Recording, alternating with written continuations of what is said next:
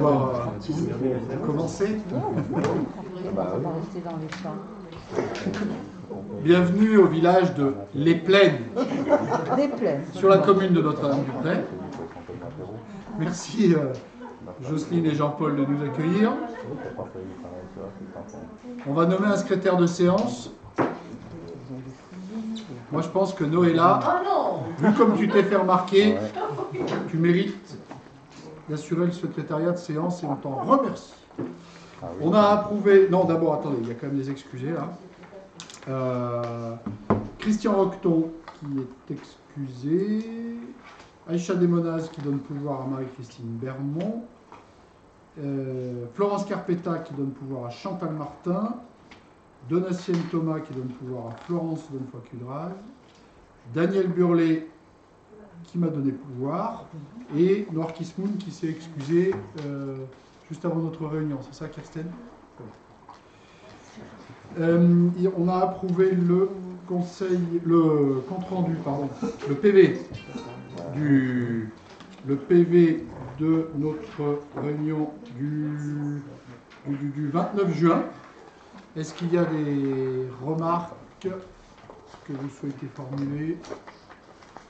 Sinon, je le mets aux voix. Je considère qu'il est adopté à l'unanimité. Merci.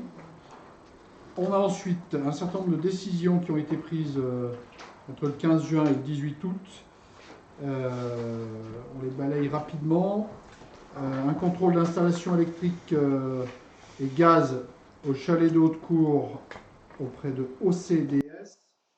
Une remise en état de la passerelle du plan d'eau des Bouillères auprès de Savoie Pêche. Une unité supplémentaire de logiciel du marché public auprès de 3P. Des vêtements de travail pour le service commun bâtiment auprès de Servipro, du mobilier de bureau pour la MCI auprès de Nardo Papeterie, la réalisation d'un plan d'évacuation d'espace jeune auprès d'Euronfeu, l'impression du bulletin d'info qui va être édité en septembre auprès de l'imprimerie Edelweiss, le changement d'un axe et un aménagement sur l'appel du camion auprès de FB Industrie, la diffusion du visuel déchet au cinéma pour 480 € auprès des amis du cinéma. C'est de la communication au début avant le film. Signalétique, conteneur enterré place Lingot auprès de Aztec. La visite sortilège à Conflans, ça c'est dans le cadre de la politique jeunesse auprès de la commune d'Albertville. La sortie parcours aventure à Valto auprès de guide de Valto, toujours dans le cadre de la politique jeunesse. Un capot de défibrillateur pour le gymnase Bar d'Acier auprès de Quart de Secours. La remise en conformité gaz du gymnase à Saint-Martin auprès de Sanitaire. Des produits d'entretien pour le gymnase de Saint-Martin auprès de Cristal Distribution. Une réparation de la tondeuse du gymnase Tartara auprès de 3e Magri. Enfin, des décisions du bureau du 29 juin. L'approbation du marché pour une prestation d'assistance à maîtrise d'ouvrage dans le cadre du pôle d'échange multimodal. Une approbation de devis pour les portes du gymnase Bar d'Acier avec Alu Concept Habitat.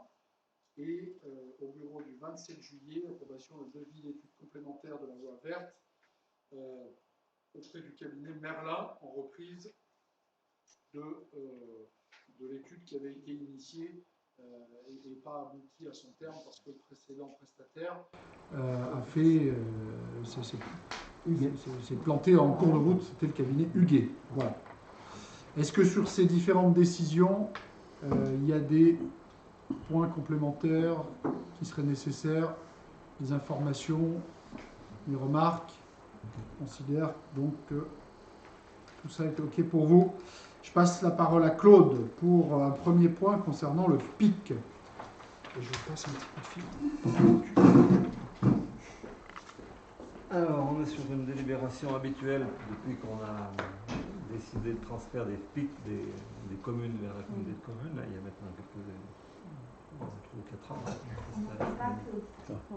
Attendez pas, parce que peut-être que je parle trop dans le micro, ça va mieux. Il allume.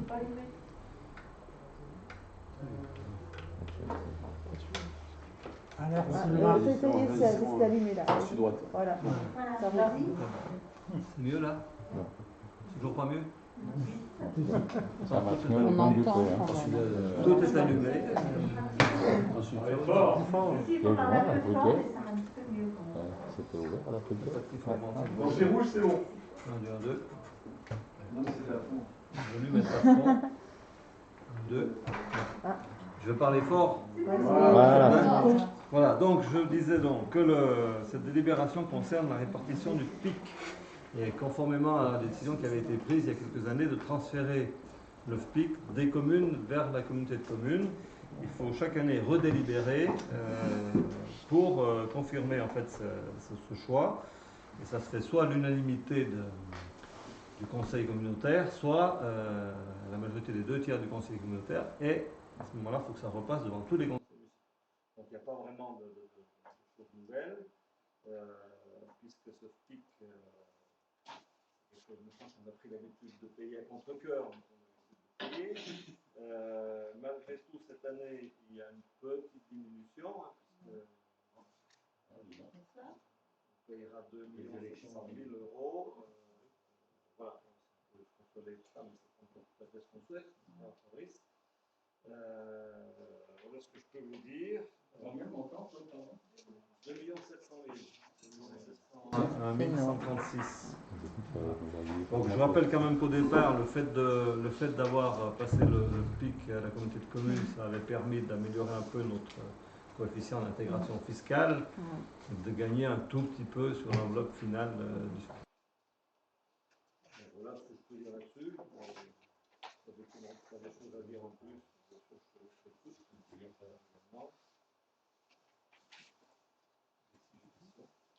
C'est une délibération qui est devenue un peu traditionnelle, comme l'a dit Claude, et qui suppose qu'on ait un engagement de toutes les communes. Sinon, enfin, qu'on ait une unanimité autour de la table, je me permets de le préciser, c'est rare qu'on ait besoin de dire ça, sinon on est obligé de faire le tour des communes.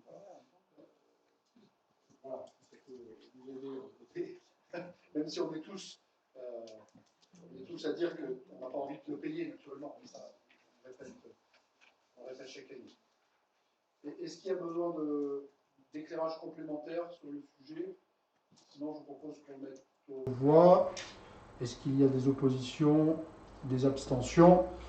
Eh bien, merci. Merci pour la simplicité et merci pour le budget d'État. Claude, on poursuit avec une décision modificative du budget principal. Tout à fait. Alors, il s'agit entre autres d'ajuster le budget à des éléments fiscaux dont on a reçu les données définitives. Ça concerne donc entre autres l'ajustement du FPIC qui a baissé un petit peu. Et puis le reste, c'est recettes fiscales.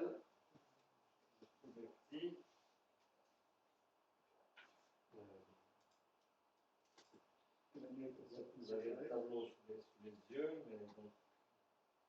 Donc en fait, c'est. Je vous laisse donner le détail des trois postes qui sont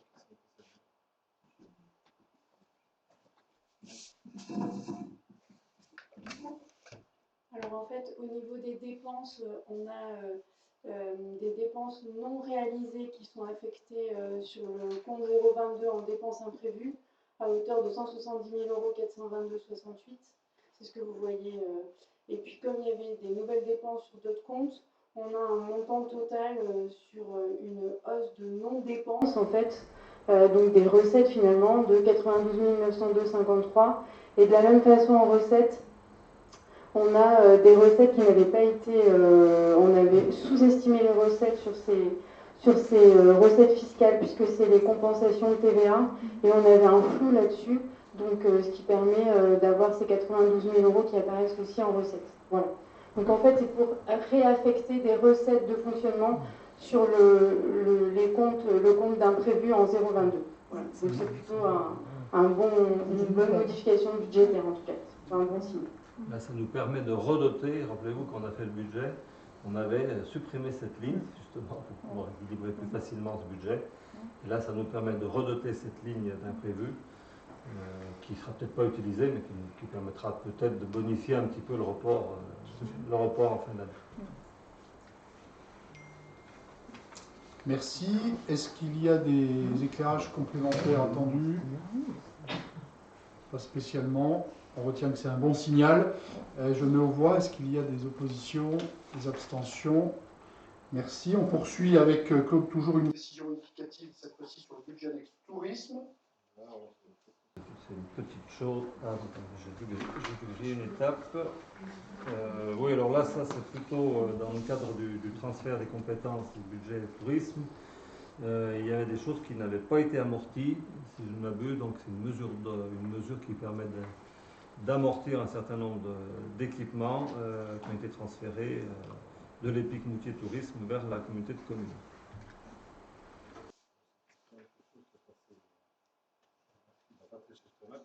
On parle de 2485 €. Très bien. Est-ce qu'il y a des compléments là-dessus? Juste un petit point en augmentation de crédit sur le compte 611 en fonctionnement de 3682 qui est enlevé en fait du chapitre 12 sur les charges de personnel qui avait été surestimé pour permettre de réaliser des prestations qui étaient mises en attente et voilà, donc c'est également une bonne dynamique sur ce budget également. Très bien. D'autres remarques, compléments? Je propose donc que nous l'adoptions. S'il n'y a pas d'opposition ou d'abstention. Point numéro 7, Claude, qui est un avenant de convention qui nous permet de verser la subvention à l'EST. Voilà, tout simplement. Là encore, quand on avait un budget, on avait décidé d'un accord avec l'EST de diminuer un tout petit peu la subvention, qui est passée de 72 000 à 68 800. On se met en conformité avec l'EST sur ce sujet. Et puis pour permettre de leur verser désormais. Permettre de payer ce sur quoi on s'est engagé. Alors, est-ce qu'il y a sur ce sujet des remarques ou des questions? Je propose donc que nous adoptions. S'il n'y a pas d'opposition, d'abstention, merci. On en vient au point numéro 8, Jean-Paul, avec le choix d'un maître d'œuvre pour la rénovation énergétique des gymnases Bardacier et Tartaras.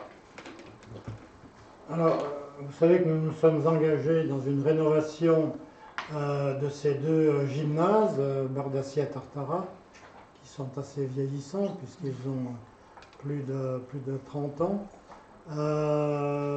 Et c'est surtout, c'est marqué.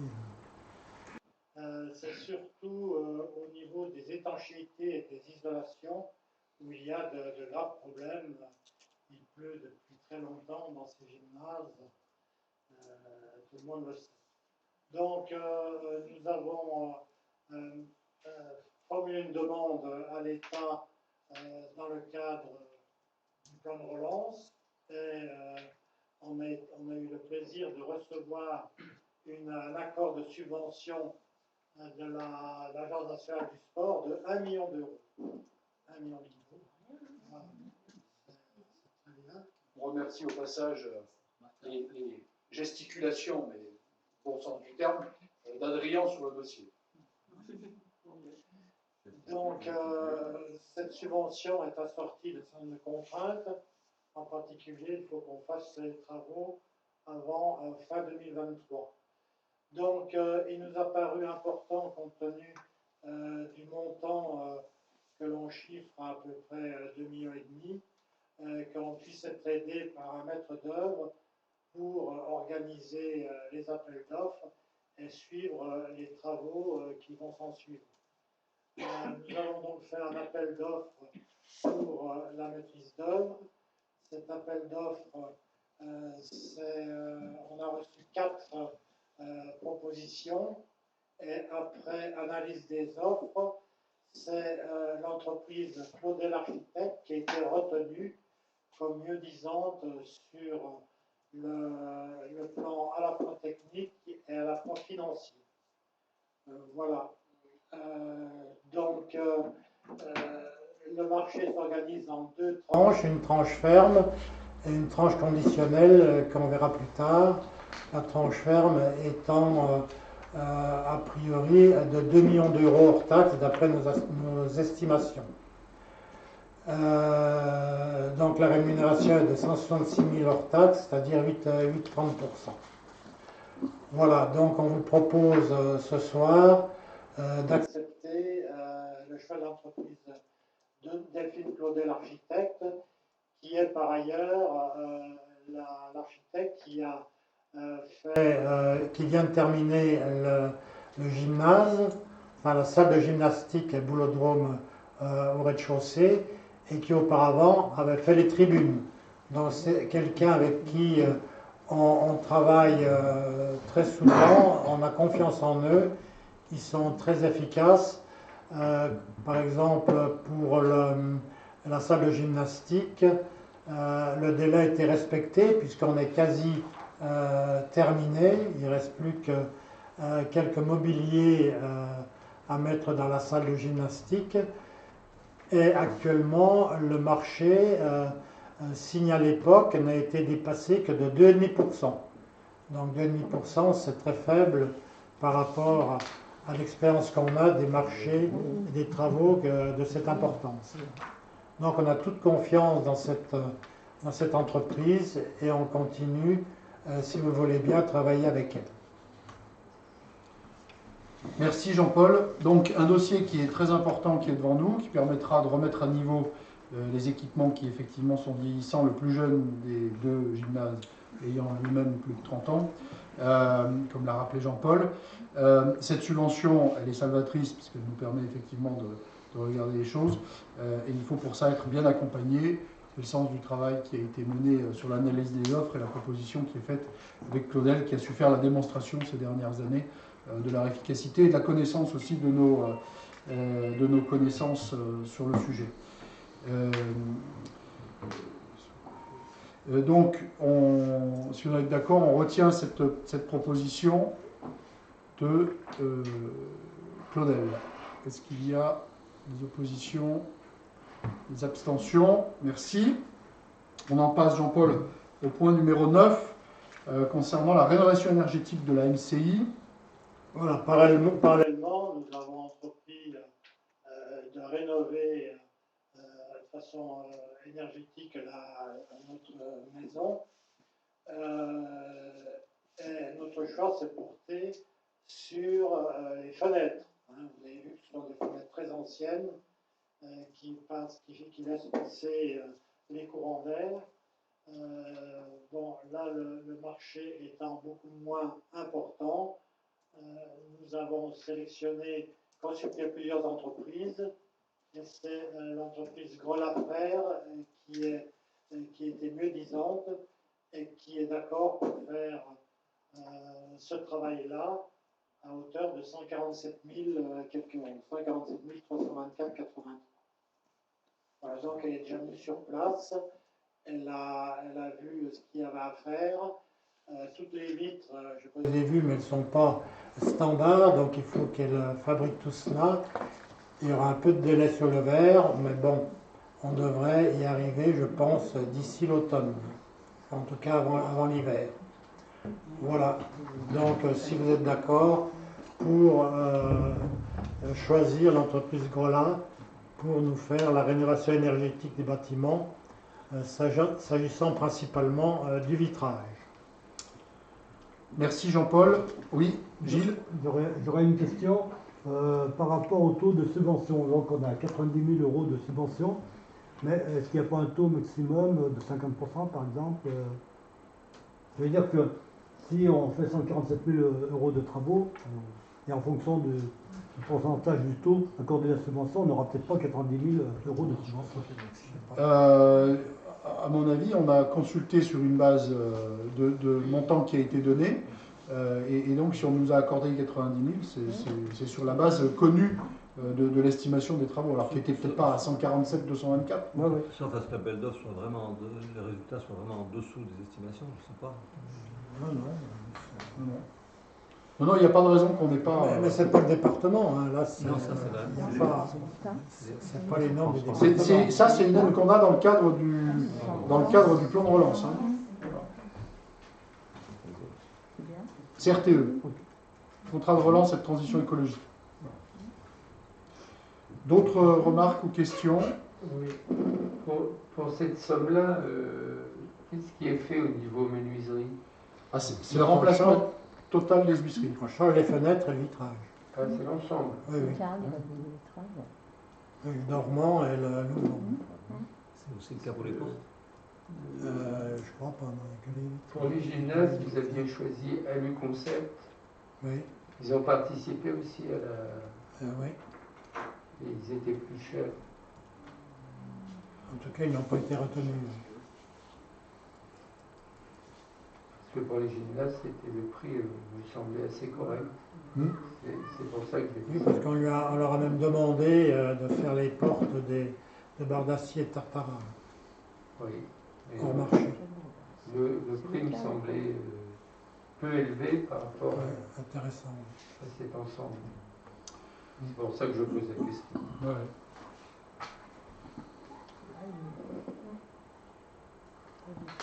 Est-ce qu'on a d'autres remarques ou questions? Je vous propose donc de mettre aux voix. Est-ce qu'il y a des oppositions? Des abstentions? Merci.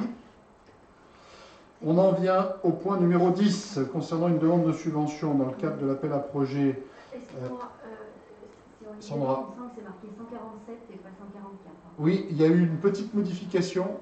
Tu as raison. Le prix, le dernier, enfin, le prix, le devis définitif, c'est 147 ou 144? 147, hein, c'est ça. C'est 147 euros. Voilà, parce qu'il y a eu un petit complément qui a été apporté. Ça date d'ailleurs, d'avant-hier, je crois, hein, cette modification. C'est tout frais. Ou hier, oui, mardi. Je ne sais plus quel est le détail, Sandra, mais il y a effectivement une petite différentielle, ce qui est bien, c'est bien 147. On en vient donc au point numéro 10, qui est un appel à projet dans le cadre du département et qui vise le plan d'eau des Bruyères. Jean-Paul. Alors, cette demande de subvention, évidemment, on est dans les subventions, comme vous le constatez. Le département a lancé un appel à projet APN que l'on va présenter. Mais le département nous demande que ce projet soit cité et inscrit à leur plan départemental des espaces cités itinéraires DESI 73. Ce DESI, c'est un cadre général qu'a créé le département pour essayer de qualifier tout ce qui est activité outdoor avec des garanties sur la sécurité, par exemple pour les sentiers, des garanties sur la pérennité, et puis également des garanties sur la mise en marché en communication, c'est-à-dire comment est-ce qu'on va faire connaître ce que l'on propose. Donc nous avons depuis déjà un an engagé une réflexion sur le site du plan de l'eau des Bruyères. Cette réflexion est en cours, elle est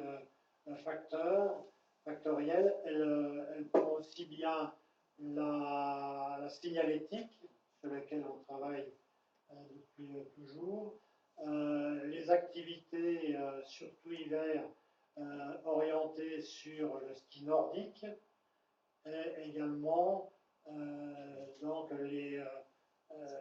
les activités qu'on peut avoir tout autour du plan d'eau. Donc c'est un projet global que l'on a mis sur place. Vous avez en détail ce qu'il en est.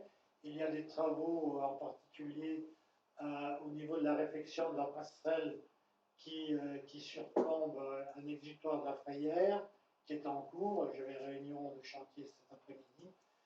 Donc tout cela fait partie d'un ensemble pour que le plan de l'eau soit vraiment quelque chose qui soit très attirant et qu'on puisse, à l'intérieur de ce plan d'eau, pouvoir réguler les flux, puisque vous savez tous que ce site est très utilisé, très occupé été comme hiver, et il est nécessaire d'essayer de séparer les flux entre les piétons et les skieurs en particulier, pour qu'il n'y ait pas de conflit d'usage. Donc voilà, donc c'est une réflexion que l'on a depuis un an et qui arrive maintenant l'inscription de cette labellisation au niveau du PLESI et parallèlement la demande de subvention du département pour nous aider à faire tous ces travaux. Voilà. Donc on est bien entendu aidé aussi par le conservatoire des espaces naturels, puisque vous savez que dans ce plan de l'eau, il y a une zone soumise à un arrêté de biotope, donc on ne peut pas faire n'importe quoi.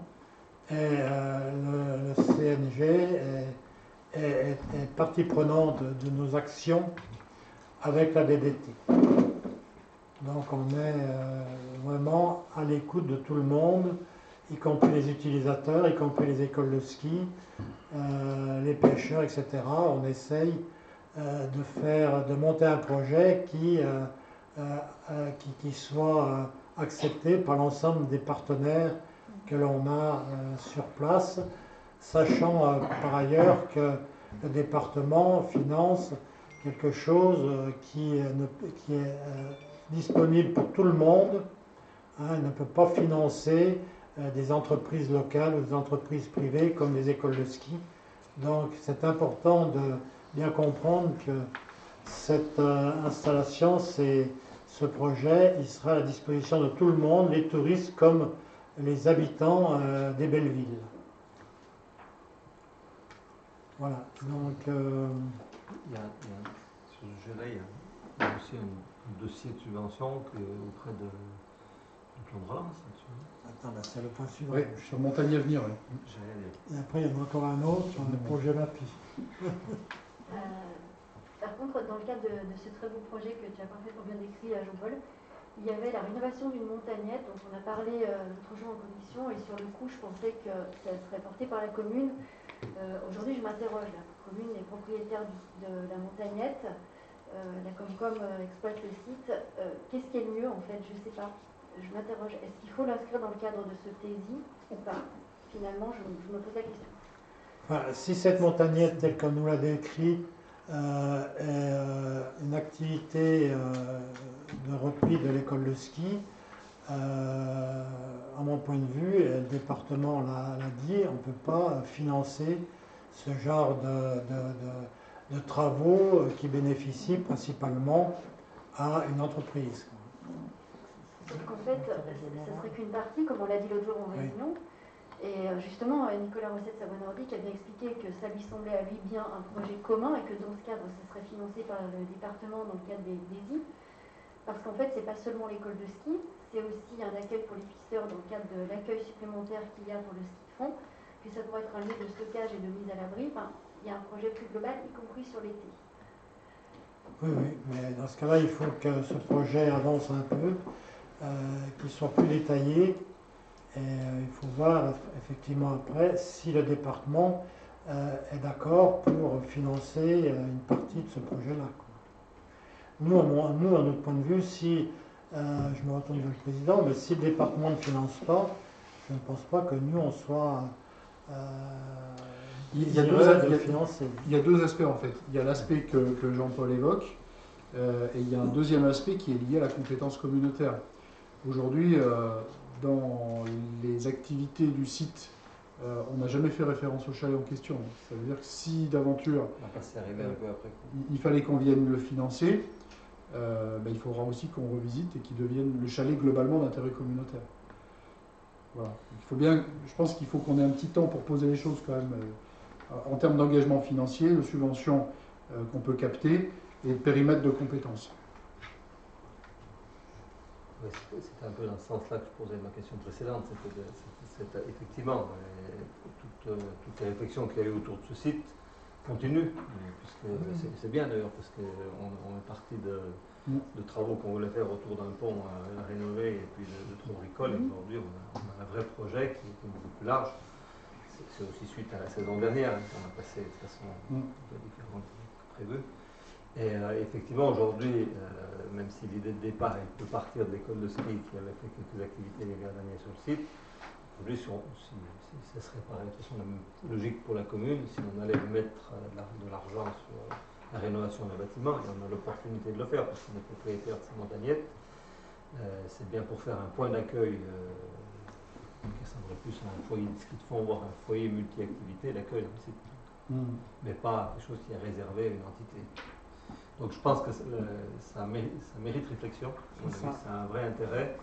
Je ne sais pas si c'est dans le cadre de l'aide départementale ou si c'est plutôt dans le cadre d'une aide plus large au développement des activités multi-activités pour sortir du tout ski, donc ce qui tourne autour du plan de relance dans l'esprit de diversification. En tout cas, je pense qu'il faut vraiment qu'on fasse rentrer ce projet-là, qui demande, je suis d'accord avec toi Jean-Paul, être un petit peu mûri et peut-être d'aller refaire une visite sur place. En tout cas, le projet est intéressant, vraiment en complément de tout ce qu'on a déjà regardé autour de ceci. Oui, je pense qu'effectivement, il faut qu'on regarde ça d'un petit peu plus près. Ok. Jean-Paul, merci pour ce rapport. On note, attends, je te donne la parole tout de suite. On note, Sandra, qu'on retravaille cette question du chalet sur les 3 axes qu'on a évoqués. Gilles ? Oui, simplement, dans la libération, on met que le conseil communautaire approuve le site, l'inscription au site. Ce n'est pas du tout de la compétence de l'Interco d'approuver l'inscription au site. Je n'ai pas en connaissance de cause puisque je fais partie de la commission. Avec la DSI. Je fais partie de la DSI. Donc, je peux vous dire que la DSI donne un avis et ensuite le département accepte ou n'accepte pas l'inscription. Donc, je crois qu'il faut simplement approuver la demande d'inscription du site, mais pas approuver l'inscription du site parce que ce n'est pas du tout la compétence de l'Interco. Et puis ça passe devant la commission. Oui, mais en fait, si tu veux, le conseil communautaire, il approuve, la demande d'inscription. La demande de l'inscription, mais pas l'inscription, puisque c'est pas du tout. Ça serait bien. C'est pas de notre pouvoir, effectivement. Mais de toute façon, faisant partie de la commission, c'est sûr qu'il défendra à fond le dossier, ça fait clair. Voilà. On compte sur toi, oui. Bien sûr. Mais je pense qu'il faut on adapte donc la délibération. Le rapport, c'est le rapport, mais en tous les cas, on adapte la délibération pour préciser cet élément-là. Bonne remarque de précision. Donc, si on résume, sur cette délibération, on demande l'inscription du site, voilà, et on approuve cette demande. On sollicite la participation maximale du département et on s'engage à conserver, et c'est évidemment le sens du projet, le caractère public et ouvert des espaces de pratique et à garantir la qualité et l'entretien des équipements financés dans le temps. Est-ce que d'autres remarques, des oppositions, des abstentions? On l'approuve donc en l'état et on poursuit au point 11, Jean-Paul, avec une demande de subvention dans le même esprit auprès du programme Avenir Montagne, c'est-à-dire auprès de l'État. C'est ça, donc nouvelle demande de subvention auprès de l'État dans le cadre de leur plan Avenir Montagne. Mais c'est une subvention qui est plus orientée sur la biodiversité, sur l'environnement, les usages qui font que, on respecte la nature, on respecte la faune et la flore. Et c'est là-dessus qu'il faut qu'on s'engage pour avoir des chances d'obtenir cette subvention. Donc il y a tout un tas de thématiques qui sont expliquées, surtout au niveau des sentiers, restaurer les sentiers pour qu'ils soient réhabilités, aménager les sentiers pour qu'ils créent des parcours de découverte de la biodiversité et du patrimoine naturel et paysager, faire des équipements pédagogiques ou ludiques, ce qu'on est d'ailleurs en train de faire avec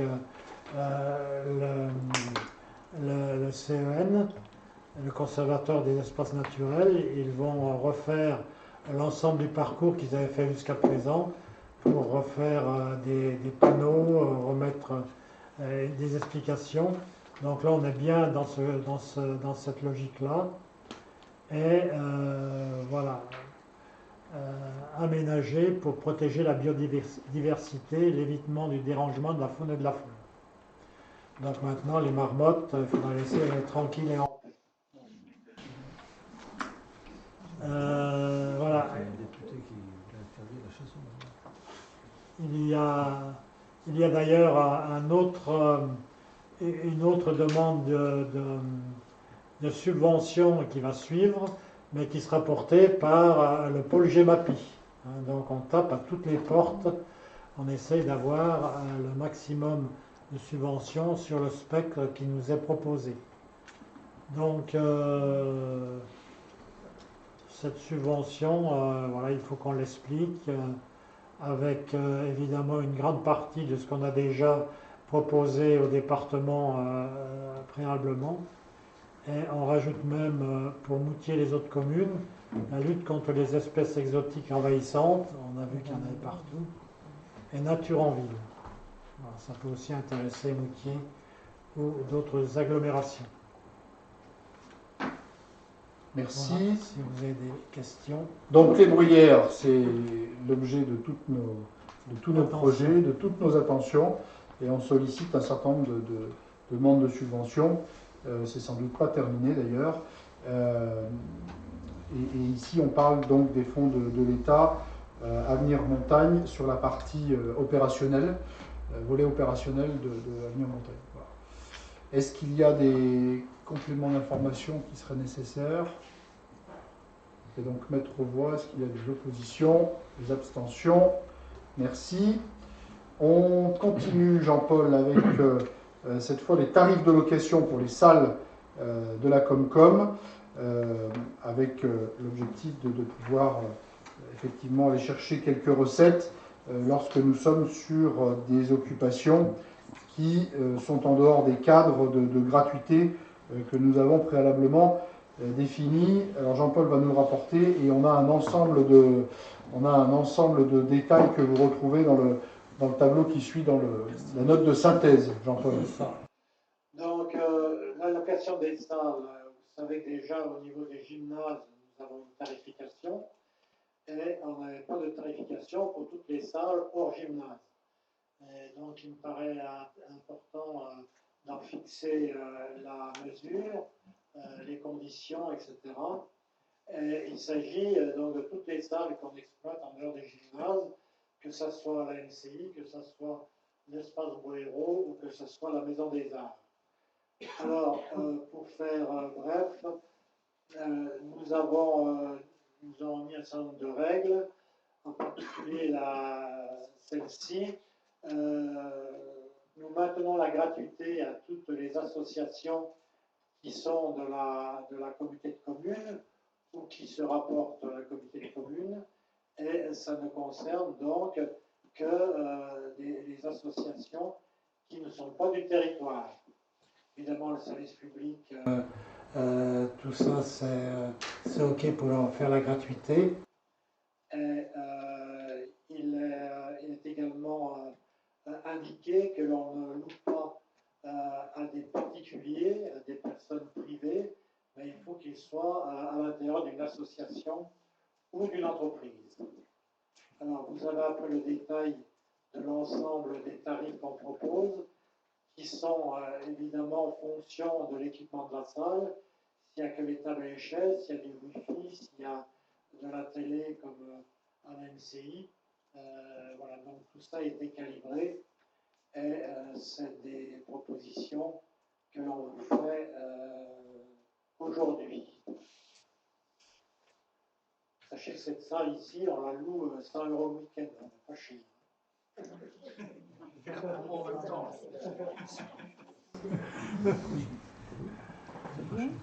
Merci Jean-Paul. Voilà.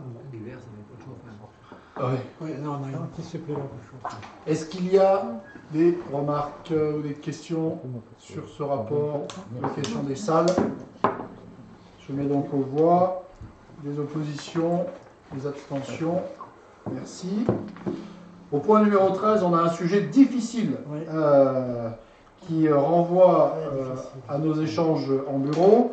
Il s'agit de donner un nom à la salle multi-activité du complexe Bardacier. Donc la salle multi-activité... complexe Raymond Barnier. Ah oui, mais tu vois, j'ai lu bêtement ce qui était écrit là. Donc c'est dans le nouvel équipement qui a été construit cette année. On a donc la salle du haut et la salle de gym. On a ensuite, au niveau inférieur, des éléments techniques, plus le clubhouse du foot, plus les terrains de pétanque, plus une salle multi-activité. C'est de cette salle-là dont nous parlons. Compte tenu de la dénomination au masculin sur les autres équipements, il a été proposé de retenir un nom féminin pour cette salle multi-activité. Deux propositions ont été émises au bureau. On en a bien discuté et on n'en a pas tranché. C'est pour ça que ça revient vers le conseil communautaire pour qu'on puisse à une échelle plus large décider de la dénomination à retenir. Alors, dans les deux propositions qui ont été faites, il y a celui de Blanche Lingot, qui est une résistante connue à Moutier, et on a le nom également de Mireille Bert, qui est une ancienne élue que vous avez, je crois, connue aussi, tous les uns et les autres. Voilà. Alors, il peut y avoir d'autres expressions, mais en tous les cas, les deux sur lesquels le bureau s'est penché, sans avoir tranché, ce sont les deux-là. Et on ne sortira pas de cette pièce tant qu'ils n'auront pas tranché aujourd'hui. Voilà.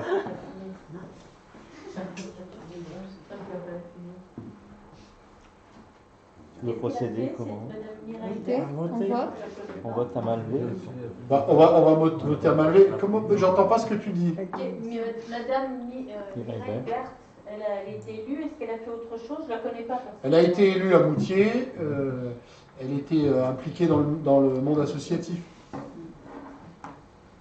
Mais c'est une histoire récente, puisqu'elle a été élue jusqu'en 2020. Décédée il y a 2 ans, même pas peut-être. Un an et demi. Même pas, ouais. Voilà. Ah, c'est pas simple. Hein. Je peux prendre la parole? Oui, oui, Mireille. Oui. Oh, on me dit pas. Pardon.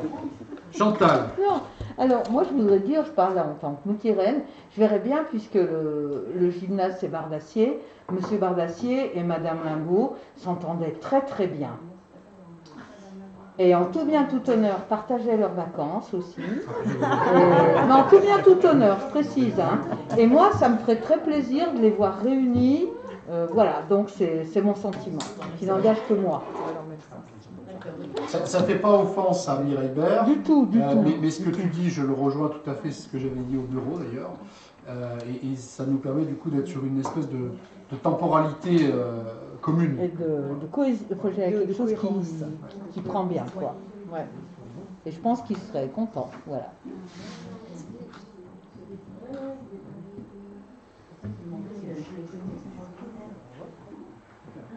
Quelles sont les autres expressions, Gilles? Juste une question par rapport à Mireille Bert. Est-ce que son mari a été consulté pour la possibilité de donner le nom? À ce stade, il n'a pas du tout été consulté. Et je l'ai croisé samedi au Forum des associations.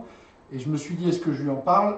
Et après coup, je me suis dit, non, je ne lui en parle pas parce qu'il ne faudrait pas non plus lui faire une proposition sur laquelle nous n'irions pas ensuite. Voilà.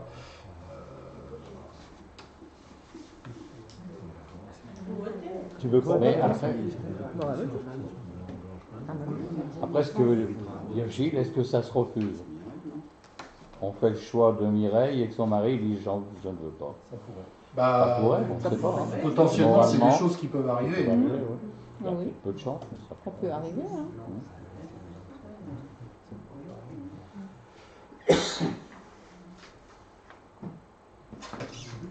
On peut avoir une petite présentation de ce qu'a fait Madame Blanche Lingot en tant que résistante, si quelqu'un connaît un peu son histoire. Oui.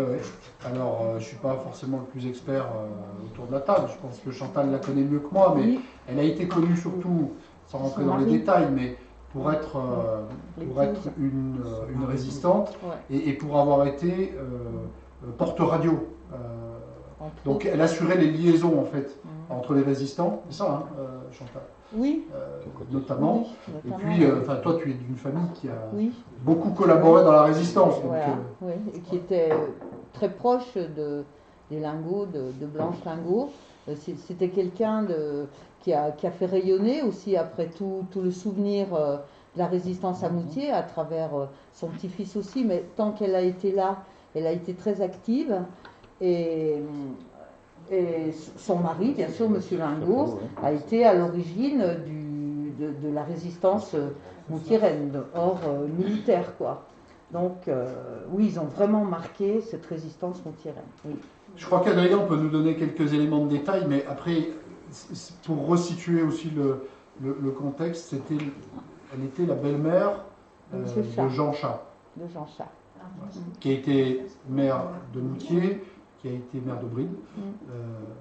Adrien, peut-être si vous avez quelques compléments. Donc effectivement, pour compléter ce que vous avez déjà dit, Blanche Lingot, effectivement, s'est illustrée dans la résistance, notamment sur les réseaux radiophoniques, notamment avec l'abbé Mulliard, qui a aidé à dissimuler un poste dans son appartement qui était situé sur le quai de la République, pour ceux qui connaissent le long de l'Isère. Et elle a été décorée par le roi Georges VI, roi du Royaume-Uni, pour sa participation à la résistance. Et je peux même vous citer un extrait d'un témoignage de Blanche Lingot elle-même qu'elle a fait en juin 2002 devant des lycéens de Moutier, où elle explique justement comment elle cachait le poste émetteur de l'évêché et comment elle a participé activement à la résistance à Moutier. Il y a aussi une place Lingot à Moutier. Oui, c'est son mari. Oui, son mari Louis. C'est Louis Lingot. Louis. Ouais. Bien. Est-ce qu'il y a d'autres expressions? Ok. Comment est-ce que vous souhaitez qu'on procède? Alors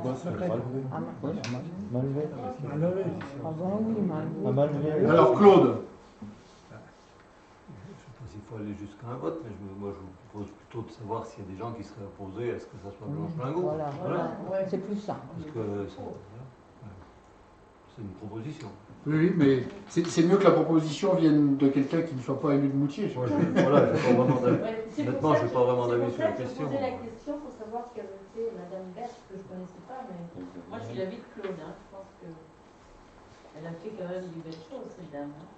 Alors, comme on a bien parlé de Blanche Lingot, est-ce que du coup, je veux dire, il y a des choses qui se dégagent là autour. Est-ce que si on prend cette orientation-là, il y en a d'entre vous que ça gêne? Est-ce qu'il y aurait des oppositions dans ce sens-là? Les deux le méritent. Hein. Pas d'opposition, mais une abstention, parce que c'est vrai que le choix est difficile. Mais le bureau aussi s'est abstenu. Non, mais pas le droit à l'abstention. Ah bah si. Pas choisir un. Il faut savoir que pour nous, qui c'est pas simple d'aller prendre des décisions comme ça. Bien sûr. Je pense que si on souhaite rendre hommage à Mireille, il y a peut-être une autre façon de le faire. Il y a sûrement d'autres. Je suis assez d'accord. Oui. Autour du monde associatif et de service à la personne, je crois. Oui, bien sûr. Claude, ça te convient? Oui, parce que bon, oui, moi, ce qui me gêne un peu, c'est que donc, son mari n'a pas été sollicité. Donc déjà, et après, moi, je ne sais pas si une salle polyvalente comme ça, c'est une salle, je ne sais pas si ça correspond à Mireille. Oui, c'est un peu ce que dit Sandra sans le dire d'ailleurs. Voilà. Parce que voilà. Et puis il y a un élément. Enfin, je dis ça avec beaucoup de prudence, mais on reste finalement dans une actualité qui est encore difficile autour de Mireille. Oui. Et je pense à son mari notamment en disant, où je crois que si on laisse passer un petit peu de temps, c'est pas plus mal. Voilà. Bien. Je crois qu'on dégage un consensus autour de cette idée de Blanche Lingot. Si les élus de Salins sont d'accord qu'une salle sur leur territoire porte ce nom-là, et si le conseil communautaire en est globalement favorable, je crois qu'on peut aller dans cette direction. Ça vous convient? Très bien. Écoutez, merci beaucoup. On en vient au point numéro 14, Georges, avec une modification des tarifs de déchetterie. Oui, nous allons repasser les marchés de déchetterie. Alors, c'est une modification de prix pour les professionnels, puisqu'il n'y a que les professionnels qui payent quand ils apportent en déchetterie. La dernière délibération, on montait sur 2019, 2020 et 2021. Nous avons passé des marchés l'année passée qui ont été augmentés de 11% sur les ferrets, de plus 4% au menhir, ce qui fait une augmentation moyenne de 7,5%. afin de De tenir un écart quand même que l'on essaye, puisque de maintenir les recettes, puisque le coût des professionnels qui est des déchets qui sont amenés à la déchetterie sont une recette de 23 500 € et ça représente que 30% de la prise en charge par la communauté de communes. Donc pour maintenir ces 30%, on vous a proposé d'augmenter, et suite à l'augmentation des tarifs que nous également on a subi, d'augmenter de 7% pour l'année prochaine et de 3% pour l'année d'après, 3% pour l'année d'après, et pas comme il est noté jusqu'à l'avis contraire du conseil communautaire dans la délibération. Donc pour maintenir cet écart, il vous est proposé ces augmentations de tarifs. Alors ces augmentations de tarifs sont réparties sur à peu près 150 entreprises qui viennent entre les deux déchetteries.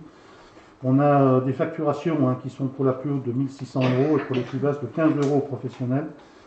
Donc vous pourrez vous faire le calcul et de savoir combien ça augmente chaque année pour chacun d'entre eux. Si vous voulez la liste, il faut la diffuser. Donc voilà ce qui vous est proposé aujourd'hui sur cette délibération. Merci. Est-ce qu'il y a des remarques ou des questions? Vous avez des exemples détaillés sur les différents matériaux que l'on facture, sur les encombrants, gravats, etc. et les augmentations que ça représente avec les augmentations qui vous sont proposées d'approuver.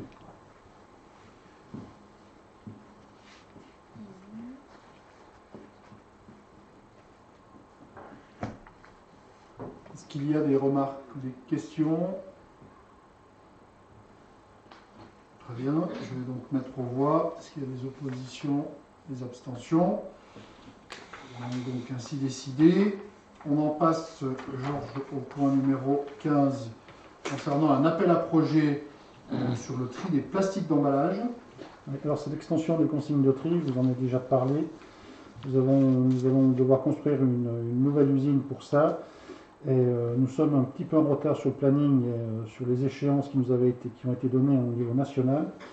Pour ça, il y a Citeo, qui est l'éco-organisme qui nous soutient financièrement et qui va soutenir le projet, qui nous demande l'engagement des territoires dans ce projet pour montrer notre bonne volonté et que nous allons y aller. Et nous allons y aller. Et pour ça, il faut prendre une délibération d'engagement. Et ce qui confortera au niveau du dépôt des dossiers pour aller chercher les subventions pour la construction du centre de tri. Il va s'élever à autour de 30 millions € entre l'acquisition du terrain, l'acquisition du process pour trier plus finement les plastiques. Et donc tous les territoires ont cette délibération à prendre pour prouver que l'on va bien y aller. Parce qu'on aura une période transitoire qui va nous être imposée entre 2023 et 2025, le temps de la construction de cette nouvelle unité, qui va nous coûter 2 millions également pour trier plus finement les déchets, mais c'est l'engagement qu'on doit prendre également pour aller vers ces subventions et vers la qualité qui nous est aujourd'hui imposée, la qualité de tri. Finalement, il sera où son... Alors il y a une nouvelle, il y avait une péripétie qui avait été faite, et je vous l'avais indiqué, qu'on voulait nous empêcher au conseiller de chaque Comcom de délibérer, et que ça avait été délégué au vice-président. Nous, on est monté au créneau pour que ce ne soit pas le cas. Il y a un nouveau site qui est apparu dernièrement, puisqu'on a fait un dernier conseil d'administration vendredi, et c'est de l'autre côté de la route de Savoie-Déchets. C'est Bourget-Montreuil, qui était pas vendeur jusqu'à présent, mais qui est vendeur d'un site de 2 hectares, qui coûtera un petit peu plus cher, mais on arriverait à rentrer, et ce dernier site aurait la faveur d'un peu tout le monde, et qui serait en face également pour les refus de tri, qui seraient juste à traverser la route pour incinérer à Savoie-Déchets. Donc on se situerait plutôt ici. Ces activités kilométriques sont beaucoup recentrées, enfin les apports du tri est beaucoup centré sur Chambéry, l'agglomération et Aix-les-Bains, ce qui nous changerait pas beaucoup puisqu'on a déjà notre quai de transfert, mais on travaille toujours sur la mutualisation, ce qu'on a demandé qu'il soit mis dedans. Et le mode également, pour vous dire où ça en est, le mode de gestion va être choisi et on se dirige plutôt vers une régie que vers une délégation de service public, donc c'est ce qui devrait être acté le 17 septembre. Très bien. On a donc à délibérer sur ce point numéro 15. Est-ce qu'il y a des souhaits d'éclairage complémentaire? On va donc mettre aux voix. Est-ce qu'il y a des oppositions, des abstentions? Merci. On a maintenant le traditionnel rapport annuel du service déchets. Vous avez dû avoir, et Georges va nous le commenter, une fiche synthétique qui permet de voir les grandes tendances, je dirais, du service. Et je laisse la parole à Georges pour nous donner les éléments de détail. Alors c'est une fiche synthétique, un travail synthétique qui a déjà été fait. Et l'évolution, alors vous avez le premier graphique où c'est les kilos par habitant qui sont représentés et les variations annuelles. Et, entre 2019 et 2020, et surtout 2020, donc avec la période hivernale qui était écourtée, vous avez en pourcentage, les déchets qui ont été collectés en moins et les tonnes qui ont été collectées en moins. Ensuite, vous avez les ratios. Ce qui est intéressant aussi, c'est de voir les kilos, tous les kilos. Hein. Alors là, on a les ordures ménagères et le tri sélectif qui sont confondus. C'est les kilos par habitant qui sont triés. Donc vous avez cœur de parenthèse, vous avez les communes de typologie touristique qui sont recensées, le département et la France. Donc ça vous donne un niveau du travail qu'on a encore à faire pour arriver à certains standards. Vous avez en deuxième partie l'évolution du service et les derniers points de collecte qui ont été faits. Hein. Vous avez le rouge sur les belles villes, les phrases sur Salins-Fontaine, puis s'intéresse une colonne alors qui a été faite pour les cartons. Et la couleur de l'opercule, il n'est pas tout à fait bon, mais ils n'avaient pas d'autres couleurs. Moi je pensais que c'était pour le vert, mais non, c'était pour les cartons. Voilà. Vous avez les réalisations qui ont été faites, et puis l'évolution des coûts en troisième partie. Il y a deux choses à voir. Bon, l'évolution, c'est par rapport aux collectes, par rapport aux coûts qui nous sont demandés, le transport, l'indice des transports qui nous est appliqué. Il y a un fait qui est à voir, c'est entre la baisse de 21,5% des déchets en moins qui ont été collectés et le prix qui n'est pas tout à fait en relation avec cette baisse, pour deux choses. Premièrement, c'est qu'on a des recettes qui ont diminué. Et puis, deuxièmement, on est passé en budget annexe, et ce budget annexe nous fait ressortir une chose, où on a 63 000 € qui n'étaient pas amortis avant, et qui aujourd'hui on reprend en amortissement, et qui nous renchérissent le coût, mais qui au final sont toujours là. Ensuite, je peux vous donner d'autres détails si vous en avez, mais vous avez eu le rapport par site, par déchet également. Soit vous voulez que je les commente ou pas, ou vous regarderez je peux vous faire grâce de ça, ou vous les commentez comme vous voulez. Voilà. Je vous donne les grandes tendances. Sur la collecte et le traitement des ordures ménagères, sur Fontaine, alors il y avait Fontaine encore anciennement, mais je vais vous prendre 2019. Donc 2019, il y avait 17 tonnes. En 2020, on a 22 tonnes. Pourquoi c'est comme ça. Haute-Cour, c'est 50 tonnes et en 2020, 53. Moutier, c'est 1071 tonnes et 1088, c'est assez stable pour 2020. Notre-Dame-du-Pré, c'est 70 tonnes et 71 pour 2020, donc pas de grande variation.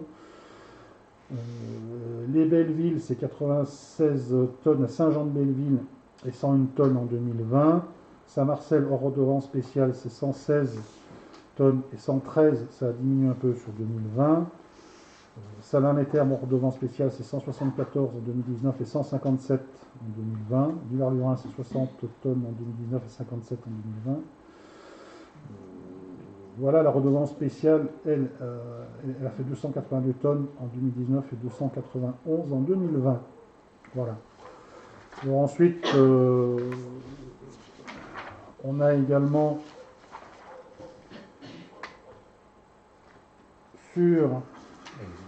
sur le verre et le verre recyclable, on a 4,4 tonnes en 2019 sur Fontaine et 5 tonnes en 2020.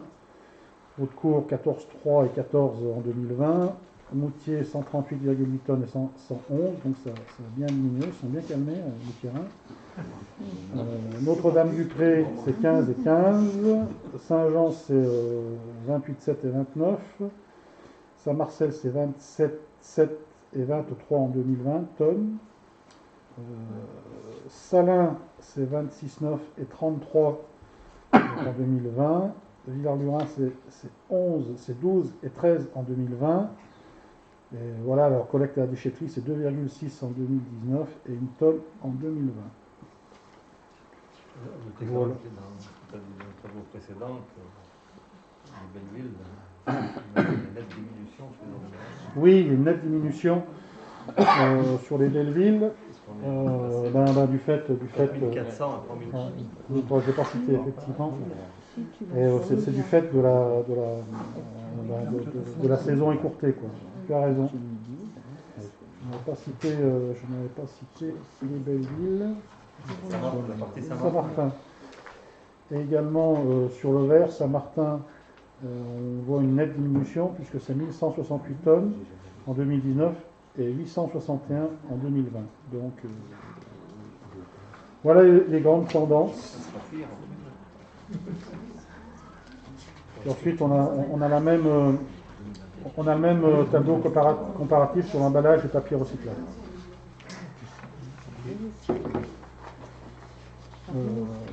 Après, ce tableau, on peut le regarder un petit peu dans les deux sens aussi. Hein.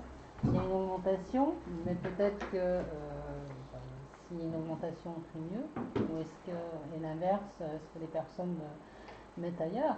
Enfin, on peut le lire un petit peu dans les deux sens, quoi. C'est des stats, mais... Donc sur les ordures ménagères et déchetteries, ce qui est à retenir également, c'est que le coût aidé avec soutien, redevance des usagers, revente du service déchets en 2020, ce qui fait un chiffre de 3 364 983 €, ce qui représente 136 € hors taxe habitants DGF et 142 000 pour 2019.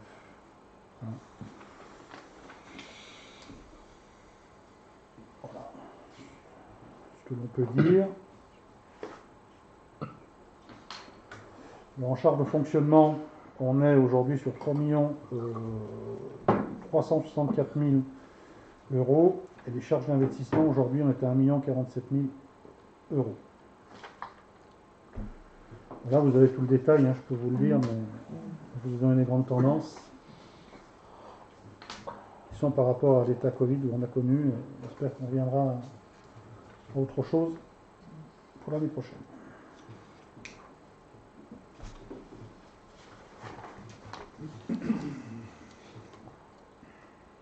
On a tout dit, Georges? Pratiquement, je peux encore détailler si vous le souhaitez. On sait que tu restes à dispo si pour ceux qui le souhaitent. Est-ce que vous avez des questions, des remarques, des précisions attendues?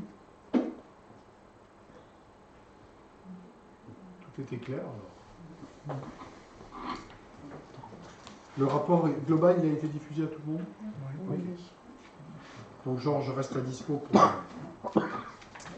pour compléter au besoin. Ce rapport, il nous convient de l'adopter. Donc si vous en êtes d'accord, je propose qu'on procède ainsi. Il n'y a pas d'opposition ni d'abstention. Et Georges, je vous en remercie. Après, point numéro 17, à tout seigneur, tout honneur, Villarangé. Georges. Donc nous avons engagé les travaux pour faire un point de collecte et de mettre des containers semi-enterrés sur Villarangé. C'est un point qui a longtemps été repoussé puisqu'il était difficile d'arrêter un point. Notamment, il y en a plusieurs au centre du village mais qui n'ont pas été retenus par la population. Donc on les a excentrés et c'est dans un site assez contraint. On les a mis, vous pouvez voir l'avant, l'après, mais il y a eu quand même quelques épisodes qu'il va falloir vous détailler, puisque ce point qui était fait, on avait un devis d'un montant de 31 897 € hors taxe, avec le mur qui était derrière pour soutenir le talus, et au final on est passé à 63 879 € TTC. Alors pourquoi? Vous allez voir, on a dû faire des murs tout le tour, ce qui n'était pas prévu. On a dû faire en aval un mur pour soutenir la route, rehausser le mur également amont, et faire des petits murs également sur les côtés qui n'étaient pas prévus, et du drainage, puisque vous voyez qu'au fond, il y a de l'eau. Quand on a ouvert, on a trouvé de la source, une petite source, et ça érodait petit à petit la route, puisqu'on a la route qui passe juste à côté, on le voit sur la première photo. Et ça nous tirait la route en bas, donc on a dû conforter la route et faire des travaux qui n'étaient pas prévus. Ensuite, faire un drainage, et ce drainage, l'apporter dans le ruisseau qui est juste à côté. Donc tout ça nous a créé beaucoup de soucis. Aujourd'hui, on peut voir les containers, la mise en place des containers, et vous avez eu le avant-après qui ressort bien, et également on pourra mettre en début de site, un site de compostage également, où on pourra agrémenter et apporter également un complément pour le village. Donc aujourd'hui, ce qui vous est demandé, c'est bien de pouvoir valider, puisqu'on s'est demandé si on devait continuer ou arrêter les travaux, mais on avait déjà fait la moitié du chemin. Donc on a décidé d'aller plus loin, mais aujourd'hui il faut bien entendu valider ces nouveaux tarifs avec les travaux qui sont effectués. Voilà, le rendu je trouve que le rendu est assez chouette. Et donc on y joindra, comme je vous l'ai dit, le site de compostage juste avant, au début de la photo de droite. Voilà. Bon, nous on veut bien que tu mettes le site de compostage, mais surtout tu ne creuses pas plus. Bien, merci de ces explications qui étaient utiles. Je crois qu'il n'y a pas de regret à avoir. Il faut qu'on adopte ces propositions. Ce site, il était indispensable. Ça fait des années qu'on tourne en rond. Voilà, il a coûté plus cher, mais au moins il est fait. Et on a traité un problème qui était comment dire, en attente depuis un petit moment. Est-ce que vous avez des questions à poser à Georges sur ce sujet? Sur les sites des containers semi-enterrés, on arrive au bout du programme qui avait été décidé il y a déjà plusieurs années. Et on a fait quelques points où on a complémentaires, et notamment, vous pouvez le voir en repartant juste après le pont aux plaines. Et donc on va continuer à compléter des sites, voire à en créer peut-être un ou deux dans les années à venir, mais le gros du travail des containers semi-enterrés est fait sur la totalité du territoire. Merci. Donc sur ces travaux, est-ce qu'il y a des oppositions, des abstentions? Eh bien c'est parti. On passe aux questions culture et tourisme. Tout d'abord au point 18, la définition du tarif aménagement d'horaire dense. J'excuse Donatienne. Pour vous dire que sur ce sujet, donc sur l'aménagement horaire dense, vous savez comment ça fonctionne. Il y a le circuit classique, la section classique de l'école de danse au sein de l'école des arts, et puis quelques élèves au collège qui suivent un cursus complémentaire qu'on appelle aménagement d'horaire. Cet aménagement d'horaire, c'est un accord qu'on a avec le collège Jean Rostand et le collège Sainte-Thérèse qui permettent d'organiser les plannings des élèves pour leur permettre de finir les cours plus tôt dans la semaine, 2 fois par semaine, et que nos enseignants de danse peuvent donc leur apporter un enseignement complémentaire. Lorsqu'on a décidé de la mise en œuvre de cet aménagement d'horaire, en réponse à la demande des parents, des familles, il avait été décidé que ces familles assuraient la charge qui était générée par cet enseignement complémentaire, et donc c'était une opération blanche pour la collectivité. L'année dernière, il y a eu une baisse dans les effectifs qui a conduit à ce que nous mettions, comme j'ai pris l'habitude de le dire, un petit coup de canif dans le contrat, et nous avons apporté un financement global de 900 € pour permettre aux élèves de poursuivre et aux familles de n'avoir pas à supporter une hausse trop importante du tarif.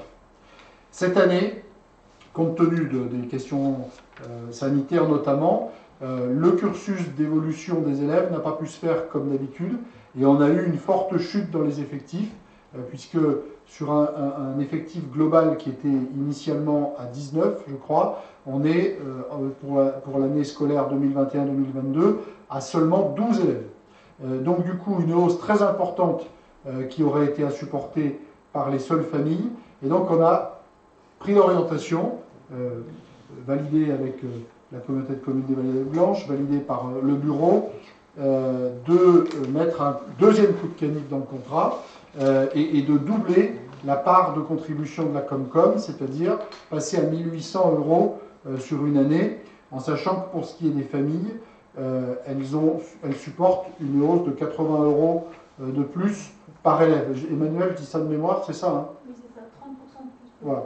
Donc 30% de plus pour les familles. Voilà. On a fait cet atterrissage pour garder un vrai segment de qualité au niveau des enseignements, préparer au mieux ces élèves aux défis de la suite de leur cursus de danse. Et je crois qu'on n'a pas de regret à avoir parce qu'on a fait le constat ces derniers jours du nombre d'élèves qui ont pu du coup intégrer des écoles de danse, mais dans leur cursus scolaire, du coup d'intégrer une école de danse.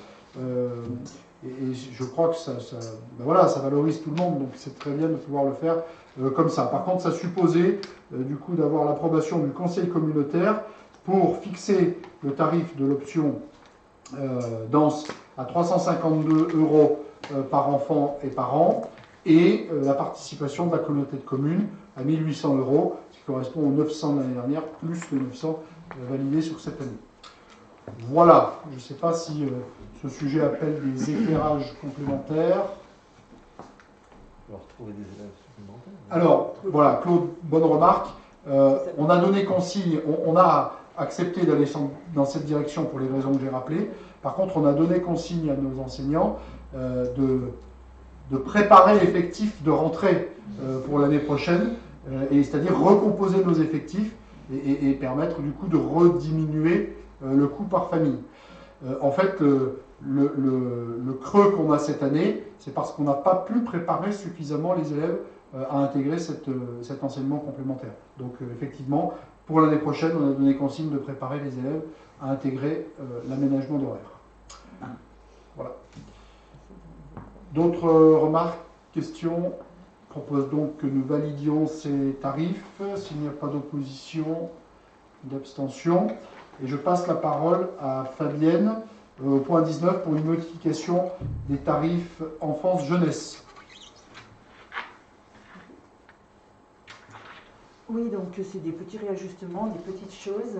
Il y a des tarifs qui ont disparu parce qu'on ne les utilisait jamais, qui s'apparentaient à des tarifs de sortie spectacle. Mais par contre, on a ajouté une tranche supplémentaire. Là, vous pouvez voir des tranches. Et on a rajouté une tranche 5 en tarification qui correspond vraiment à des sorties exceptionnelles où il y a des frais d'entrée dans des parcs, d'activités sportives ou autres. Et voilà, donc c'est pour la ligne que vous voyez T5. Et aussi, on a listé l'adhésion à la... Voilà, elle est en jaune. Alors voilà, ce qui est en jaune, c'est ce qu'on a supprimé. Voilà, ces entrées enfance, 4 €, etc. Et on a lissé les droits d'inscription par année scolaire, c'est-à-dire qu'à l'origine, c'est des montants, des tout petits montants qui se calculaient sur les quotients familiaux. Et on a choisi de les mettre à 2 € pour tous les enfants, sans tenir compte des coefficients familiaux, ce qui ne fait pas une grosse différence. Il y en a qui vont payer un tout petit peu moins cher, un tout petit peu plus cher. Voilà, des petits réajustements de rentrée. Merci Fabienne. Est-ce qu'il y a des questions particulières sur ce sujet? Je vais donc le mettre au voix. Est-ce qu'il y a des oppositions, des abstentions? Merci. Peut-être un petit point de précision sur les deux sujets que nous venons de voir. Tout d'abord, pour vous dire que du côté enfance-jeunesse, Fabienne, nous avons une forte croissance des demandes, ce qui oblige Fabienne à retravailler les organisations avec Irène. Aujourd'hui, on est sur liste d'attente, pour mémoire quand même, sur ce service, qui est plutôt une nouveauté. Et quelque part, ça nous oblige, parce que c'est un service sur lequel on ne peut pas ne pas répondre. Donc du coup, il y a un travail au niveau des effectifs, au sens RH, là pour le coup, de voir comment on peut compléter pour pouvoir répondre au mieux des besoins. S'agissant du point précédent sur l'école des arts, on a deux chiffres intéressants au niveau des inscriptions. Du côté de la musique, on a 247 inscrits, nous en avions 200 l'année dernière, donc on a une hausse sensible du côté de la musique, et on a à ce stade pas recomposé la totalité de nos effectifs du côté de la danse, puisqu'on a aujourd'hui 153 inscrits alors que nous en avions 180 l'année dernière. Donc là, il nous reste une petite marge encore à couvrir. Je crois que pour en avoir parlé cet après-midi, ces effectifs en hausse et les renouvellements d'élèves qu'on a sont à rapprocher du travail qui a été fait sur la communication qui a été mise en œuvre cette année pour la valorisation des services de l'école des arts. Et donc c'est une bonne nouvelle et il faut donc continuer dans cette direction. Voilà. On peut dire aussi au passage que sur la partie école des arts, Pierre Aguilera, donc le nouveau directeur, est arrivé, il a bien pris son poste. Il est arrivé le 20 août, hein, donc il reste évidemment beaucoup de choses à découvrir, mais je crois qu'il a plutôt bien pris ses marques et les premiers contacts qu'il a pu avoir avec les uns et les autres sont de nature à donner complètement satisfaction. Voilà. On en vient au point numéro 20, qui est un avenant au marché de système d'endiguement. Et je crois que c'est Adrien qui va nous en parler. Oui. Daniel étant excusé ce soir. Il s'agit d'un avenant à un marché qui a déjà été conclu avec le cabinet d'études Lombardie, qui concerne une étude de danger qui est en cours sur Moutier concernant notre système d'endiguement, et ensuite le dépôt d'un dossier d'autorisation auprès des services de l'État. Et tout simplement, cet avenant en fait, a pour but de prolonger la durée de la mission du cabinet Lombardie, qui très simplement a pris du retard dans son calendrier de travail à cause de la crise sanitaire. Donc l'objet de cet avenant est très court, c'est de prolonger la durée de sa mission. Donc il n'y a pas d'incidence financière sur la rémunération de ce cabinet d'études. Donc il est proposé au Conseil communautaire d'approuver cet avenant. Nous on aime bien quand ça ne coûte pas plus cher. Est-ce qu'il y a des questions sur cette disposition légère? Je mets donc aux voix des oppositions, des abstentions. Merci. Au point numéro 21, on revient à ce qu'a déjà introduit Jean-Paul tout à l'heure. On est de nouveau sur le site des Bruyères. Jean-Paul vous a dit qu'on avait sollicité une subvention au titre de la GEMAPI. Eh bien, c'est précisément le sens de cette délibération. Moi, j'aime bien cette délibération parce que pour une fois, on ne parle pas de risque d'inondation, d'endiguement, etc. On parle vraiment de gestion des milieux aquatiques, c'est-à-dire la GEMA du GEMAPI. Et comme on en parle assez peu souvent, c'est plutôt une bonne nouvelle. Voilà. Donc, vous le voyez, les thématiques qui nous intéressent, la restauration des milieux naturels, l'ouverture au public des espaces naturels, la lutte contre les espèces exotiques envahissantes, la restauration des continuités écologiques. Nature en ville, ça n'intéresse pas pour le coup. Et puis, un peu d'expérimentation peut-être en gestion agroécologique. Voilà. Donc, ce qu'on nous propose, c'est de solliciter cette subvention au titre de la GEMAPI, toujours dans le cadre de l'espace naturel du département. Est-ce qu'il y a des remarques sur ce sujet? Je propose donc de le mettre aux voix. Il y a des oppositions, des abstentions. Merci. Il nous reste un dernier point, qui est l'approbation d'une convention de partenariat avec le Centre régional de la propriété forestière. Sur ce point, donc l'idée est de pouvoir avoir une action avec le CRPF, comme nous le faisions. Georges, qui n'écoute pas, dans le cadre de la compétence que nous avions sur les dimensions forestières, avec un petit complément, au-delà de ce que nous faisions déjà par le passé, qui est un objectif de travailler autour de la séquestration du carbone. Voilà. Donc, on propose de travailler avec le CRPF dans ce cadre-là. Il y a la bourse foncière forestière aussi, qui est un élément clé dans ce dossier. Donc il y a trois sujets, si vous voulez. Il y a la bourse foncière forestière, il y a l'animation de la dynamique autour de la forêt privée, et notamment du groupement de sylviculteurs qui est installé dans les belles villes, et puis une dimension nouvelle et plus particulière autour de la séquestration du carbone, et donc la valorisation de la bonne gestion de nos espaces forestiers, ce qui contribue à une meilleure séquestration du carbone.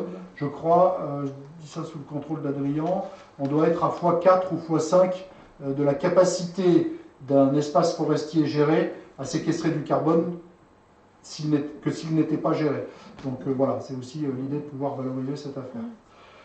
Voilà ce que je peux vous en dire, mais je crois qu'il y avait eu une présentation qui avait été faite par le CRPF sur le sujet.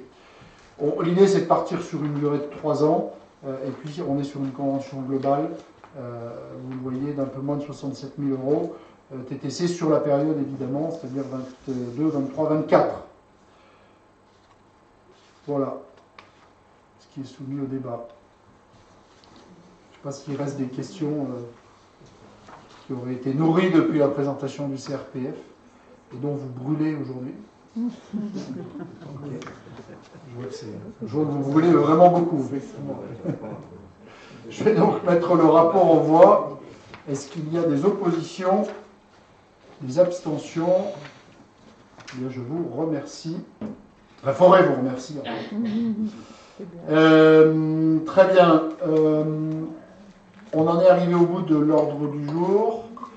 Je crois, en tous les cas, si nos codires servent, il doit y avoir quelques photos du gymnase Barbier qu'on peut vous projeter. J'ai souhaité qu'on puisse vous passer quelques photos, parce que comme on tient notre conseil communautaire aux plaines, c'est loin du plateau sportif, et comme ce gymnase va être en utilisation dans les tout prochains jours, ça me semblait important que vous le voyiez avant totale livraison, les photos que Jean-Paul peut vous commenter.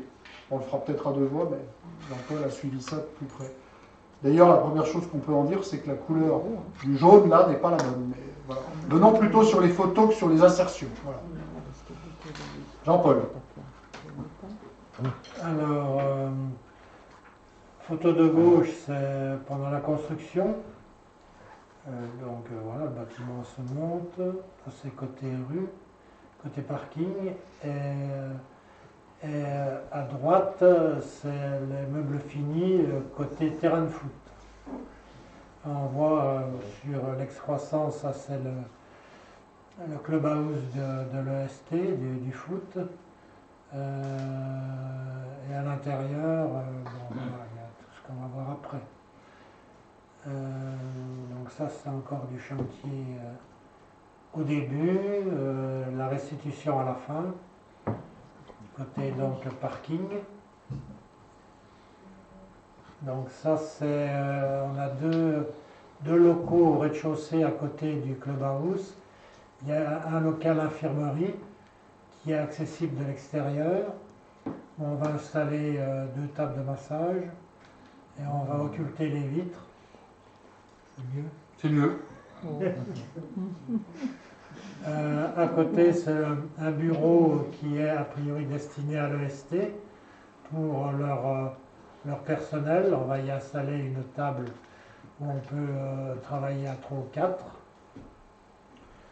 Voilà. D'ailleurs, si vous voulez vous projeter, imaginez le truc dans l'autre sens d'ailleurs, parce que quand vous êtes dans le couloir, le bureau est à gauche et l'infirmerie est à droite. Ensuite, ça c'est le clubhouse qui comprend au fond, vers la porte rouge qu'on voit, c'est les cuisines qui sont assez imposantes, et devant un bar qui est accessible des 2 côtés, avec une vue très dégagée sur le terrain de foot pour les matchs. Et la cuisine, voilà, est à droite, elle est quand même assez imposante. Enfin, il y a tout ce qu'il faut pour... Il la finance, hein. Et en plus, il la finance. Elle est installée. La salle multisport. Donc c'est la salle Blanche-Lingot. Voilà, la salle Blanche-Lingot. On va l'équiper de tables et de chaises, parce qu'elle va pouvoir servir aussi de salle de réunion, comme la salle à la Hivose sur les tribunes. Donc là, elle est à... Voilà. Le boulodrome. Donc c'est un boulodrome 4 pistes qui est donc aux normes de ce que demande la fédération. Très bien éclairé, on l'a vu tout à l'heure. Ouais. Bon, il y a quelques divergences avec le club parce qu'ils ne sont pas contents de ce qu'on a fait, mais bon, ça... Non, il y a quelques détails. Il y a quelques détails. C'est quoi, c'est la nature du sol? Non, alors il y a la question du compactage, mais ça se fera avec le temps. Et puis après, c'est sur la plainte de fond de mur, enfin, c'est quelques détails à régler, mais qui vont se régler. On a arbitré tout ça tout à l'heure. Voilà, tout à fait. Donc là, maintenant, le club des pétanqueurs vont pouvoir officier et s'amuser tout l'hiver sans aucun problème, ils seront à l'abri. On nous a demandé de peindre en rouge le poteau au milieu, mais bon, moi je ne suis pas très convaincu. Alors, voilà. Ça c'est donc le bureau des boulistes avec un accès à l'extérieur, enfin côté boulodrome, puisqu'ils veulent également en faire un débit de boisson. Donc on leur a même mis un petit volet roulant là. Voilà, donc ils ont un espace de travail qu'ils vont équiper avec des matériels de cuisine. Surtout des frigos. La cuisine. On voulait dire la même chose. À qui sert la cuisine? Laquelle? Celle qu'on a vue tout à l'heure qui était c'est la foot. C'est la cuisine en fait, c'est le clubhouse du foot.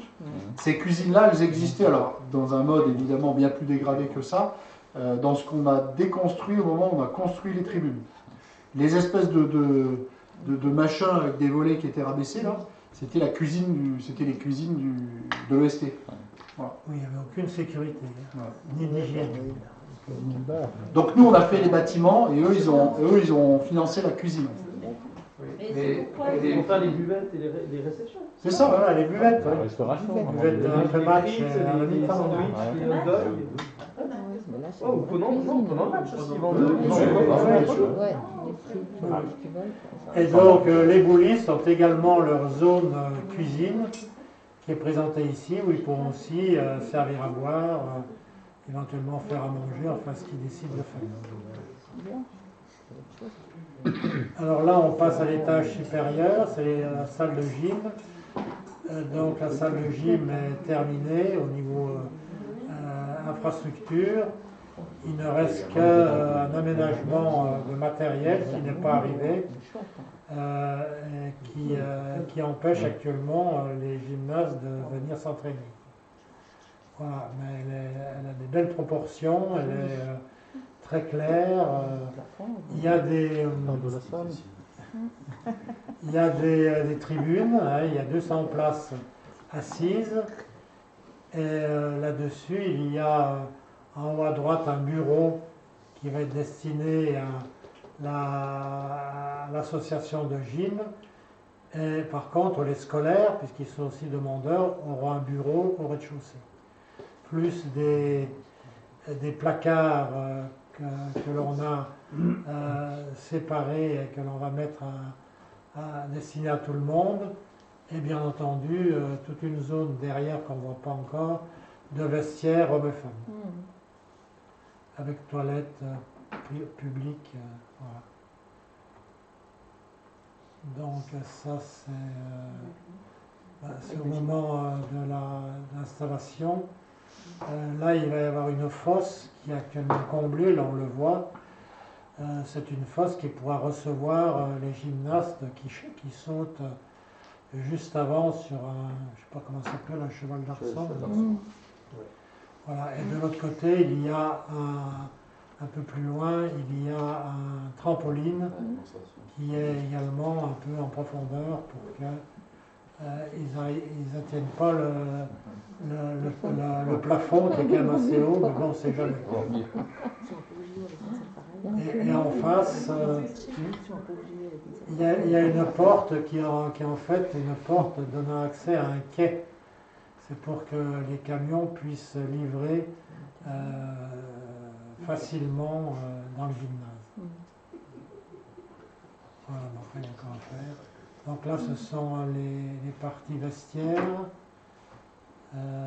Voilà, ça, c'est le bureau des enseignants au rez-de-chaussée, tout de suite à gauche, en entrant. Les vestiaires hommes et femmes, évidemment, avec des lieux de stockage derrière. Voilà.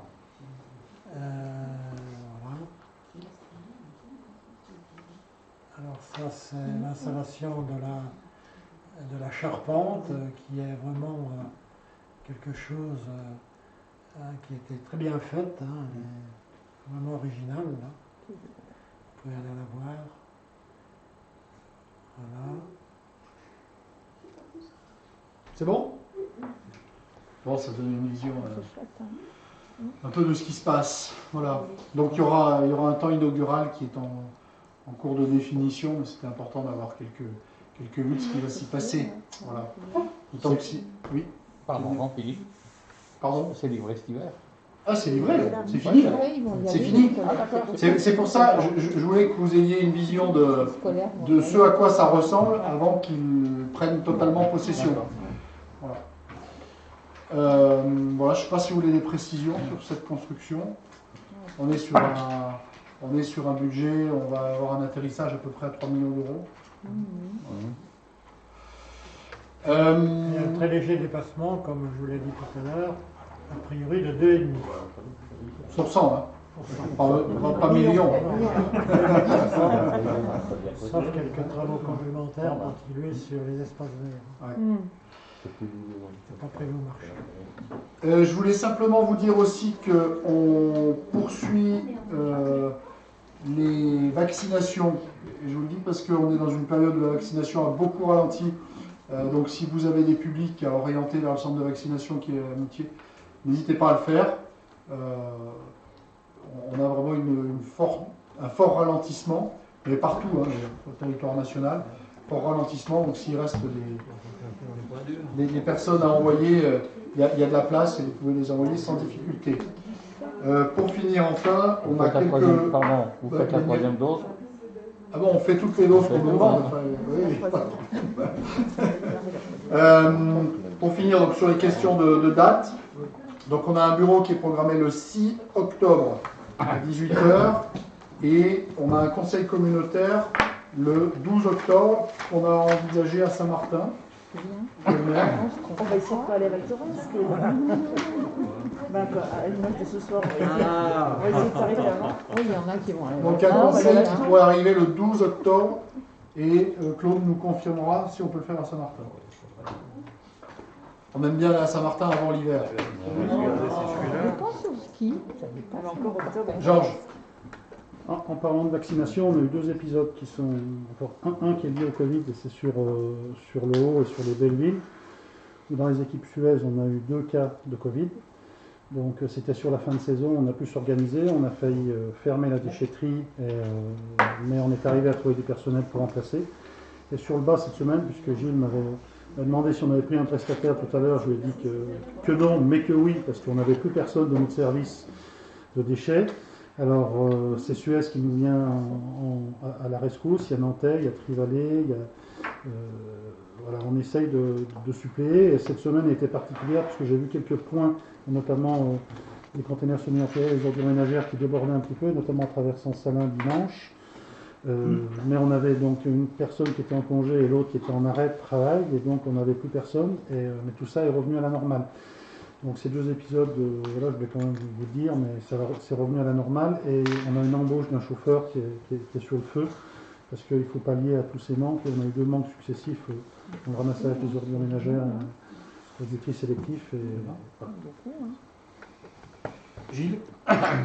Oui, une information, la Chambre d'agriculture organise sur notre territoire, c'est pour ça que j'en parle, jeudi, à l'alpage qui est situé sur le territoire de Trône-du-Pré, l'alpage de Saint-Marcel. Et la Chambre d'agriculture organise une journée vis-à-vis des nouveaux élus départementaux pour justement les sensibiliser au milieu pastoral. Et le thème, c'est le développement et la revalorisation d'un alpage. D'accord. C'est jeudi. Jeudi là. Je voulais ajouter que le 28 octobre, comme vous le voyez à 18h, on fera ce qu'on appelle l'AG des communes. Le principe, c'est qu'on invite tous les élus municipaux de nos 6 communes pour un temps de présentation globale, parce que parfois ce qui se passe à la Comcom peut être éloigné de ceux qui ne sont pas au conseil communautaire. Donc l'idée, c'est de pouvoir donner à tous une vision d'ensemble. Les VP seront naturellement sollicités pour travailler sur la présentation qui a été imaginée. Et donc faites passer le message. C'est bien qu'un maximum puisse y participer, puisque du coup ça permet de mettre à niveau les logiciels de connaissance sur la collectivité. On va vite prévenir les communes pour que ce soit mis à l'agenda. Voilà, je répète ce que dit Claude. Voilà. Très bien, je crois qu'on a tout dit. Non, on n'a pas tout dit. Eric me faisait penser. L'EST, on en parlait tout à l'heure, a battu Albertville, a bien battu Albertville dimanche pour le premier match de la Coupe de France. Deuxième tour déjà. Le tirage au sort pour la suite est prévu demain. Et puis samedi, il va y avoir, je crois, aussi du beau spectacle, puisque c'est Chambéry qui vient jouer à Moutier samedi 19h au stade. Voilà. Je ne sais pas s'ils utiliseront leur clubhouse. Ça peut être l'occasion. Tu viendras, Noëlla, faire les frites. Voilà, je suis un mariage. Ah ben alors, moi je voulais que tu fasses les frites. Bon, merci à tous. Jocelyne, je vois que tu t'es affairée. J'imagine que c'est pour nous, c'est pas pour la cantine demain. Bon, super. Merci beaucoup. Merci. Bonne soirée.